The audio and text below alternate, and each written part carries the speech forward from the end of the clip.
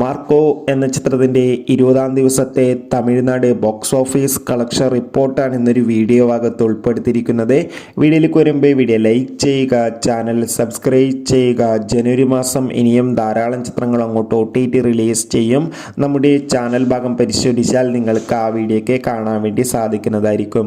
ഉണ്ണി മുകുന്ദൻ നായകനായെത്തി, സിദ്ദീഖ്, ജഗദീഷ്, കബീർ സിംഗ് എന്നൊക്കെ പ്രധാന കഥാപാത്രങ്ങളായെത്തി ഡിസംബർ 20-ാം തീയതി റിലീസ് ചെയ്ത ചിത്രമായിരുന്നു മാർക്കോ. ചിത്രത്തിന് ഇപ്പോഴും നല്ല മികച്ച പോസിറ്റീവ് റെസ്പോൺസ് തന്നെയാണ് പുറത്തുവന്നുകൊണ്ടിരിക്കുന്നത്.